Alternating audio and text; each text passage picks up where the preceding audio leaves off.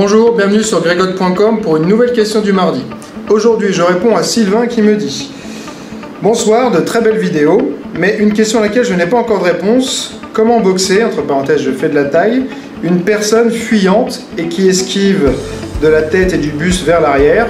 Je mets un jab, il fait un retrait du buste ou du tronc, et pire pour la tête, pas moyen de le piquer, merci. Il y a plusieurs solutions à ton problème. Je vais t'en donner une, c'est de cadrer correctement son adversaire.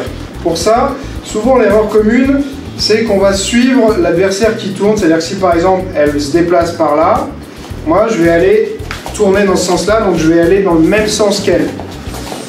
Ça c'est pas correct, on va pas pouvoir cadrer quelqu'un correctement.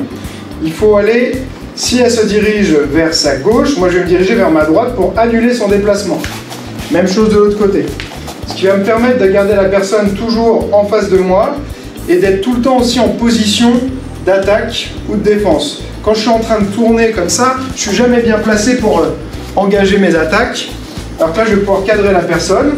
Donc ça, c'est la première chose à faire. Elle se déplace d'un côté, je suis, elle se déplace de l'autre. Et bien sûr, après, on peut aussi réguler la distance. C'est-à-dire que si elle vient vers moi, je peux faire la même chose en reculant tout en cadrant. Pareil, si elle recule, je ne suis pas obligé d'être collé à elle. Je peux maintenir une distance où je ne vais pas être dans une distance de contact si je ne le désire pas. Donc ça, c'est la première étape. La deuxième étape, ça va être d'engager, s'il y a une mobilité, comme tu me disais, du buste ou de la tête, que la personne va faire beaucoup d'esquives vers l'arrière comme ça, la meilleure idée, c'est pas forcément d'attaquer sa tête, mais plutôt d'attaquer les jambes ou le corps. Donc ce que je vais faire, c'est que si par exemple, elle se déplace par là, je vais suivre et je vais venir engager pour rencontrer sa jambe. La même chose de l'autre côté, et bien là, ça peut être un crochet. Okay, donc là, c'était la tête. Mais la personne elle va souvent avoir une moins bonne faculté à faire son retrait de buste quand elle est en déplacement. Je pense que c'est souvent quand tu viens attaquer que la personne est à temps et que là tu arrives à faire ton retrait. Si elle est en déplacement, c'est moins évident, mais tu peux aller au corps.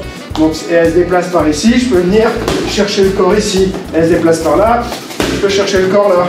Ok, je peux balancer un coup de pied, même un middle, hein, là.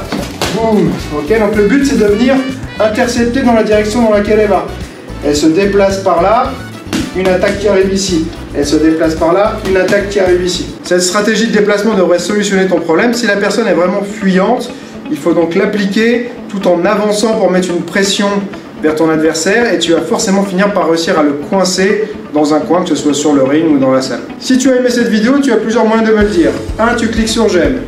2. Tu t'abonnes à ma chaîne.